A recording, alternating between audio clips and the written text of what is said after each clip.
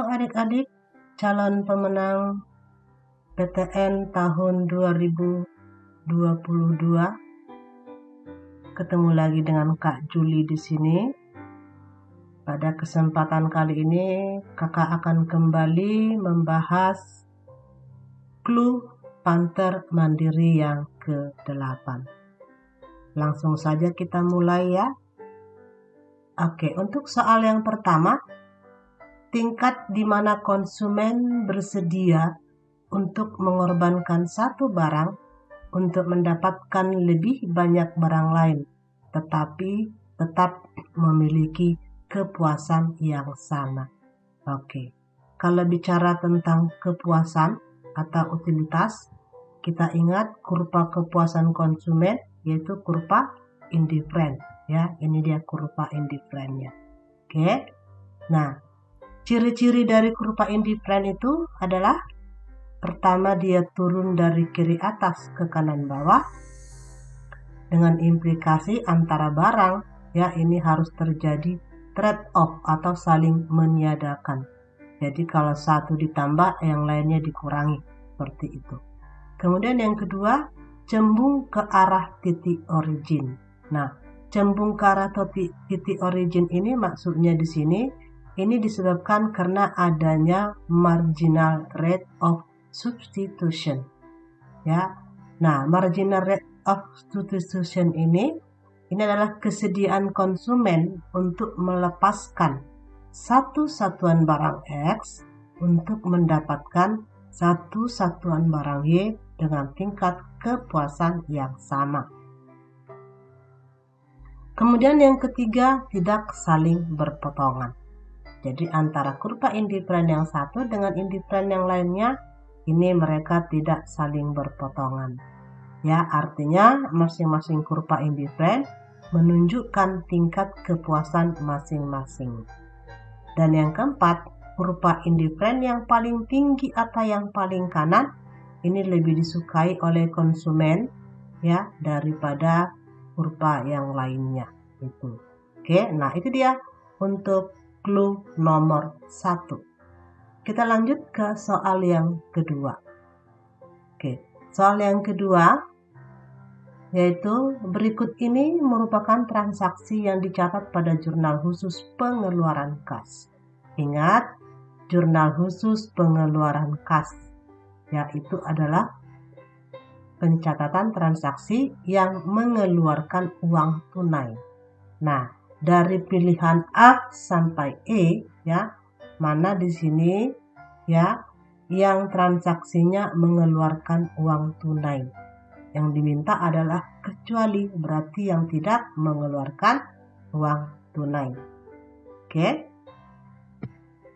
Berikutnya soal nomor 3. Biaya yang nilainya akan bertambah seiring dengan bertambahnya output yang diproduksi ini disebut dengan apa? Ingat, jenis-jenis dari biaya produksi.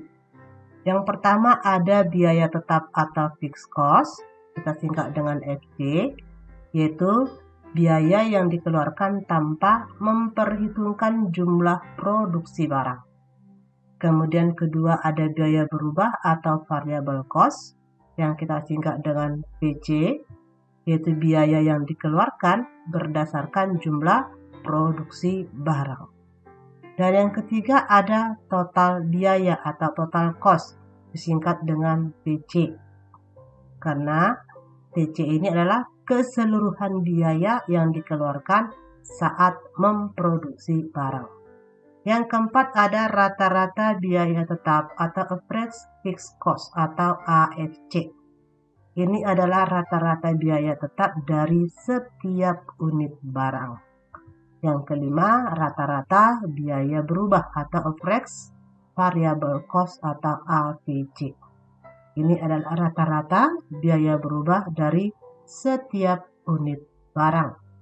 Dan rata-rata total biaya atau average cost, ini adalah rata-rata dari keseluruhan biaya dari setiap unit barang yang diproduksi.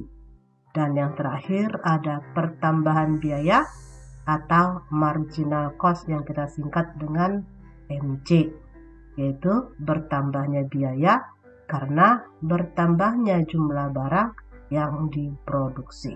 Oke, sudah bisa untuk menjawab soal nomor 3 ya. Oke, soal yang berikutnya nomor 4. Jika pemerintah meningkatkan subsidi, yaitu subsidi pupuk kepada petani, maka tingkat keseimbangan harga dan kuantitas yang baru untuk hasil pertanian adalah bagaimana? Oke, kita anggap ya ini adalah kurva keseimbangan mula-mula. Jika pemerintah mengenakan subsidi, ya, maka kurva penawaranlah yang akan bergeser. Nanti dia akan bergeser ke kanan, ya. Maka akan membentuk kurva penawaran yang kedua. Nah, dari sini akan membentuk titik keseimbangan, yaitu jumlah barangnya yang kedua dan harga yang kedua. Dan ke titik keseimbangan yang kedua. Nah, dari sini kalian sudah bisa menemukan jawaban nomor 4. Dan yang terakhir, soal nomor 5. Apabila harga tepung kanji semula Rp5.000 per kilogram, lalu naik menjadi Rp6.000 per kilogram, menyebabkan jumlah barang yang ditawarkan naik dari 100 kg menjadi 110 kg. Maka elastisitas penawaran barang tersebut adalah elastisitasnya apa? Oke. Berarti kamu hitung dulu besar elastisitasnya. Ingat rumus elastisitas itu ada berapa jenis ya. Yang pertama, rumus ini digunakan kalau dalam soal diketahui berapa persentase perubahan jumlah barang dan persentase perubahan harga. Dan rumus yang kedua ini digunakan kalau dalam soal diketahui berapa harga pertama, harga kedua, jumlah barang pertama, dan jumlah barang yang kedua. Dan yang ketiga, rumus ini digunakan kalau di dalam soal diketahui fungsi variabel Q dan berapa besar harganya atau P-nya. Dan rumus yang keempat, ini kamu gunakan kalau dalam soal diketahui fungsi variabel P dan berapa besar P-nya atau harganya. Nanti dari sini, setelah kamu hasilkan hitungannya, berapa besarnya, maka kamu bisa menentukan jenis elastisitasnya, yaitu elastis, inelastis, uniter elastis, elastis sempurna, dan inelastis sempurna. Nah, itulah dia tadi pembahasan kita untuk clue Panther Mandiri yang ke-8. Kakak berharap kalian bisa menjawab soal kalian dengan baik.